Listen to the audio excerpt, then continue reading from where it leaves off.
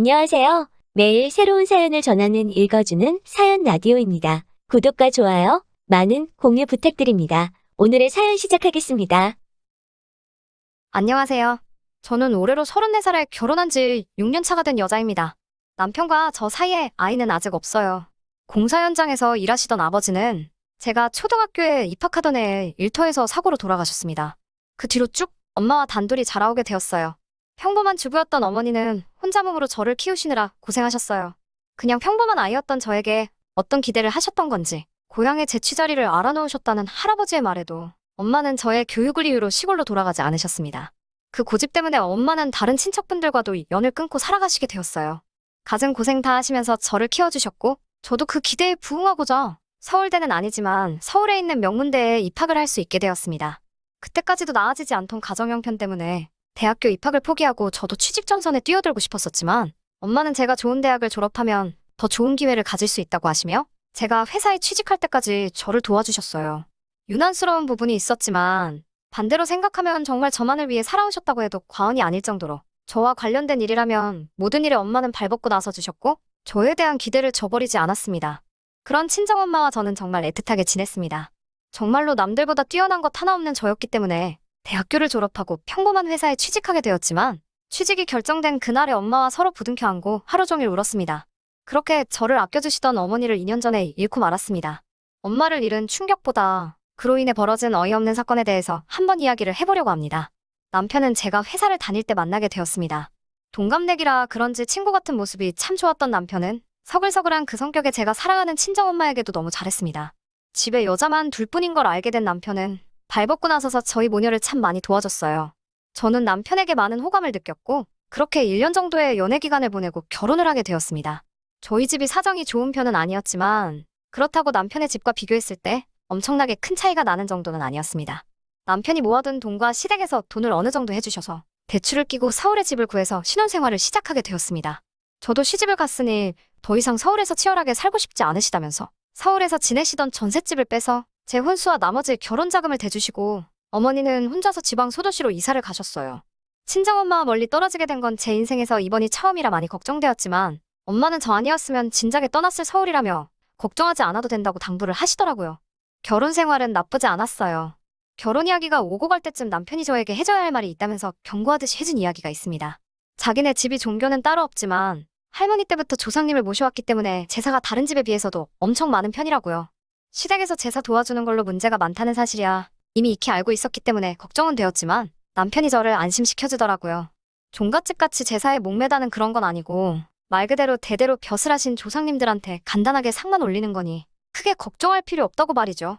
자기도 제사를 왜 이렇게 지내나 싶고 자기뿐만 아니라 다른 가족들도 지긋지긋해해서 할머니가 살아계실 동안까지만 하기로 했다고. 남편 위로 형님이 한 분 계셨는데 자기가 장손도 아니고 형수님 하는 거 보니까 과일 깎는 거 정도만 도와주고 아무것도 하지 않는다고. 거기에 더불어 자기가 잘 이야기해서 제사 때마다 참석 안 할 수 있도록 한다고 약속을 했습니다. 하지만 결혼을 하고 나서 저는 시도 때도 없이 있는 조상님 제사의 대부분을 참석하기로 했습니다. 남편과 조건을 걸듯이 약속을 하나 했거든요. 제사를 몇 번 지내든지 다 참석을 할 수 있다고. 그 횟수는 상관이 없지만 명절 때만큼은 친정에서 더 오랜 시간을 보낼 수 있게 손 좀 써달라고요. 이미 이런 사정을 알고 있던 시댁에서도 달가워하지는 않았지만 그런 점을 이해해 주셨고 남편의 도움으로 명절에는 점심 저녁 식사만 하고 바로 친정으로 출발할 수 있게 허락해 주셨어요. 그래도 다른 남편의 형제들도 있고 해서 명절날이면 새벽같이 시댁에 올라가서 제사 준비를 돕거나 하는 걸 빼먹은 적은 한 번도 없었습니다. 그리고 결혼한 지 3년 차가 되던 해에 시할머니께서 돌아가시게 되면서 조상님께 매번 제사 드리는 걸 달가워하지 않던 시댁에서도 제사를 줄이기 시작해서 오히려 명절 때도 따로 제사를 안 올리게 되었습니다. 그리고 엄마가 돌아가신 2년 전 추석 연휴가 시작되었어요. 아직도 그날을 생각하면 후회가 많이 남습니다. 이래 시작은 시댁에서였어요. 평소처럼 새벽 일찍 도착해 명절 음식 준비를 도왔습니다. 시가에서 모여 저녁 식사가 끝나고 뒷정리를 전부 도와드린 뒤에 친정으로 출발할 준비를 하고 있었어요. 설거지를 끝내고 나오는데 운전을 해야 할 남편이 시댁 식구들과 술을 마시고 있더라고요. 남편에게 운전해야 되는데 무슨 술을 마시냐며 술잔을 뺐었는데 시어머니께 한 소리를 들었습니다. 하시는 말씀이 이제 매번 지내는 제사도 안 지내는데 시가에서 하루도 머물지 않고 친정으로 가는 건 너무 불공평하지 않냐면서요. 제사를 안 지내게 된 만큼 시가에서 반, 친정에서 반을 보내라고 말씀하셨습니다. 저희 어머니가 저를 보고 싶어 하는 만큼 시어머니도 그동안 아들이 보고 싶었으니 이해해달라고요. 차라리 미리 말씀해 주셨으면 좋았겠다는 생각을 했지만 시어머니의 말이 틀린 말은 아니고 충분히 시어머니나 남편의 입장도 이해가 갔기 때문에 다음날 점심 늦지막히까지 시댁에서 더 머물게 되었습니다. 저녁에 엄마하고 통화를 했는데 시간적인 여유가 많이 생기셨으니 제가 좋아하는 음식들로 만나게 준비해 놓을 테니 시댁에서 맛있는 거 너무 많이 먹고 오지 말라며 저를 달래주시더라고요. 다음날 이제 출발한다고 엄마한테 전화를 하는데 전화를 받지 않으셨어요. 전날에 도착하기로 1시간대쯤이면 충분히 도착할 것 같아서 엄마는 음식 준비하신다고 정신이 없으신가 싶어 별 다른 생각 없이 출발하게 되었습니다. 친정에 도착해서 아무리 현관문에서 엄마를 불러도 아무 대답이 없으셨어요. 느낌이 쎄서 부랴부랴 문을 따고 안에 들어갔는데 부엌에는 제가 좋아하는 음식들이 준비되어 있었고 엄마는 그 옆에서 바닥에 쓰러지신 채로 의식이 없었습니다. 뇌졸중이었습니다. 골든타임을 놓친 어머니는 그날 뇌사 판정을 받으셨고 2주 뒤에 병원에서 돌아가시게 되었습니다. 일이 아무것도 손에 잡히지 않았습니다.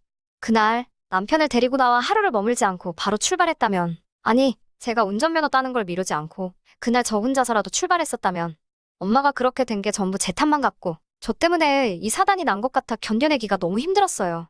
부모 일은 자식이 저 하나만은 아니잖아요. 결국 어느 정도 시간이 지나고 이겨낼 수 있었지만 그래도 그 무거운 마음만큼은 떨쳐버리기 힘들더라고요. 진짜 문제는 엄마가 돌아가신 이후부터였습니다. 2년 전부터 전 세계를 강타한 이 시국을 저희 가족들도 피해갈 수 없었습니다. 자영업을 하던 형님네가 가장 큰 타격을 입게 되었지요.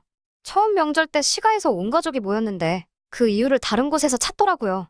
예전과 우리 가족이 달라진 게 뭐가 있냐면서 조상님께 드리던 제사를 멈춘 걸 가장 큰 이유로 꼽았습니다. 시할머니가 돌아가시고 제사를 손에 놓자 조상님들이 노해서 후손인 우리들에게 벌을 주는 거라고요. 그때부터 시댁은 조금 과하다는 생각이 들 만큼 조상님 제사에 혈안이 되어 있었어요. 저도 이제 친정에 갈 이유가 없다는 이유로 그만큼 제사 준비 때마다 저를 부르셨고요.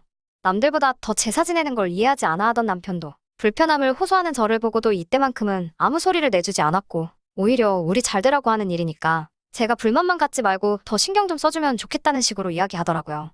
남편이 제게 생각해보라고 우리 사이에 아이가 생기지 않는 이유가 자기가 제사에 소홀했기 때문에 조상님들이 벌을 주고 있는 걸 수도 있다고 말하면서 늘 조상님 제사에는 관심 없어 하던 평소와는 다른 모습을 보여줬습니다.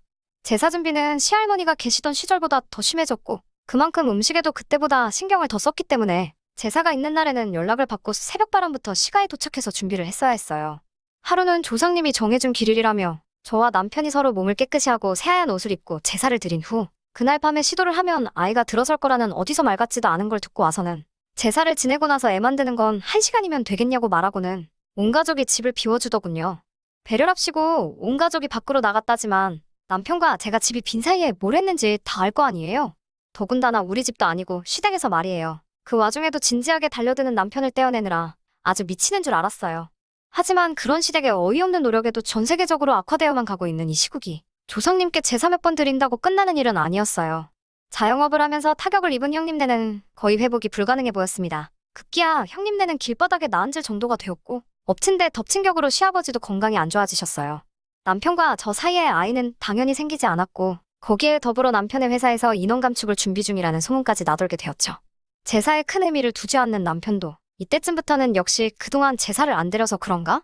하면서 자신 없는 모습을 보이더라고요. 그러던 어느 날 갑작스럽게 시댁에서 연락이 왔어요. 제사가 있다고 해서 남편과 둘이 시가에 방문을 했습니다. 이미 형님네까지 참석해서 준비를 하고 있었는데 그날 그 자리에는 모르는 사람이 한 명 있었어요. 형형색색의 옷을 입고 누가 봐도 무당으로 보이는 사람이 한 명 있었습니다. 그 사람은 들어오는 저를 보고는 가까이 다가와서 다짜고짜 인연이냐? 라고 말하며 제 얼굴에 손에 쥐고 있던 쌀을 뿌려버리더니 악기는 물러가라 하면서 요란하게 굿을 시작하더라고요. 저는 어안이 벙벙해서 그 장면을 그대로 보고만 있었는데 어디서 구했는지 제사상에 올라와 있는 우리 엄마의 사진을 보고 정신이 번뜩 들었습니다. 그 무당은 이리저리 돌아다니면서 혼잣말로 계속 짓거려대다가 다시 어디서 쌀을 한 줌 집어와서 엄마 사진에 뿌려버리더니 쌀이 가득 담긴 바가지를 제사상 앞에 올려놓더라고요.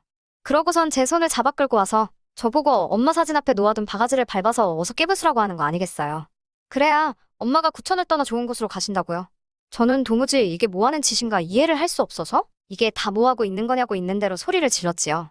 우리 엄마 사진이 여기 왜 있고 이게 지금 뭐하는 거냐며 한참을 화를 내고 있으니 시어머니가 제 팔을 잡아 구석으로 끌고 가서는 설명이랍시고 한다는 말이 저분이 아주 용한 분이신데 집안에 생기는 우환들이 다 저희 엄마가 혼자 돌아가신 게 억울해서 성불하지 못하고 구천을 떠돌면서 시댁에다가 복수를 하고 있는 거라고 다 저와 제 남편이 잘 되게 하기 위해서 하는 거니? 저보고 빨리 시키는 대로 하자고 저를 설득하더라고요. 어이없어서 남편을 쳐다봤는데 항상 제 편을 들어줬던 남편도 이게 별다른 의미가 있는 게 아니라 장모님 좋은 곳으로 보내드리려고 하는 거니까 나쁜 쪽으로만 생각하지 말라며 오히려 저를 설득하는 게 아니겠어요? 남편의 그런 모습에 화가 또 나서 넌 이걸 다 알고 있었는데도 나한테 아무 말도 안 한 거냐고 화를 냈더니 고개만 숙이고 아무 대답도 못하고 있더군요. 아무리 엄마가 그날 돌아가셨다는 게 천명이었고 거스를 수 없는 일이라고 한다고 해도 이건 해도 너무한 거잖아요. 그동안 엄마가 돌아가신 것에 대해서 저는 항상 저의 부족함을 탓했지. 그날따라 하루를 더 머물게 한 시댁의 잘못이라고 생각하거나 그때 왜 그랬냐며 시댁을 탓한 적도 한 번도 없었거든요. 그런 것도 모르면서 이젠 우리 엄마를 집안에 말아먹게 만드는 악귀 취급을 하면서 퇴치를 해야 한다고 하는 개소리를 듣고 있자니 그 순간 저도 눈앞에 보이는 게 하나도 없더라고요. 그 길로 저를 붙잡는 시어머니를 뿌리치고 제사상부터 구판까지 하나둘씩 전부 뒤집어 엎어버렸습니다. 고래고래 소리를 지르면서 그 대단한 시댁 조상들 욕을 하기 시작했어요. 니들 조상이 얼마나 대단한 사람들인지는 모르겠는데 우리 엄마 귀신 하나를 당해내지 못해서 무당까지 불러다가 구판까지 버려야 되는 거냐고 엄청난 조상들 났다고 깽판을 부렸어요. 제가 난동 부리고 있는 걸 멀뚱멀뚱히 구경하고 있는 무당한테도 다가가서 바가지에 담아놓은 쌀을 그 사람한테 뿌려버리고 당신이야말로 번지수 잘못 찾았다고 진짜 용한 사람이 맞냐고 한마디 했죠. 진짜 악귀는 우리 엄마가 아니라 그깟 제사 몇 번 건너뛰었다고 후손들 하는 일도 망하게 만들고 아이 한 명 보내주지도 못하는 저 사람들의 조상들이야말로 악귀지. 애꿎은 우리 엄마 건드리지 말라고요. 한참을 시댁을 뒤집어 엎고 나서야 혼자서 밖으로 나왔네요. 제 눈치 보면서 쫓아오는 남편에게도 따라오지 말라고 소리치고 시댁을 뒤로하고 엄마가 혼자 지내던 엄마의 집으로 돌아왔습니다. 회사에는 사정을 이야기하고 휴직을 하고 있는 상태고 결국 남편과는 이혼 절차를 밟고 있는 중입니다. 집도 남편이 해온 거니 그 집에 채워놓은 혼수만큼만 다시 돌려받는다면 더 이상 바랄 게 없겠네요. 저는 이 결혼 생활로 많은 것을 잃었긴 했지만 새 출발을 해보려고 합니다. 그 사람들에게 일말의 양심이라도 남아있어 진정한 사과를 했으면 아무 일도 없었던 척 다시 돌아가 볼까도 했지만 그날 이후로 따로 아무 말도 없는 시댁과 남편에게 돌아가고 싶은 생각이 하나도 없어요. 계속 그렇게 조상님만 찾으면서 살고 있겠죠. 구판까지 버렸어도 조상들한테 정성이 부족했는지 남편은 결국에는 회사에서 정리해고를 당했다네요. 건강이 안 좋아지셨던 시아버지는 아무 일 없었지만 시어머니가 결국엔 유행병에 걸리셨다는 소문을 들었어요. 형님네 가게가 망한 건 말할 것도 없고요. 혹시나 이 사연을 들으시는 분들 중에 조상님을 모시는 분들이 계시다면 제가 그걸 비하를 할 의도가 있다거나 한 게 아니니 넓은 마음으로 이해해 주셨으면 합니다. 그리고 새로운 삶을 시작할 저도 응원해 주세요. 긴 이야기 끝까지 들어주셔서 감사합니다. 긴 이야기 들어주셔서 감사합니다. 오늘의 사연은 여기까지입니다. 구독과 좋아요, 알람 설정해주시면 앞으로 더 좋은 사연으로 찾아오겠습니다. 감사합니다.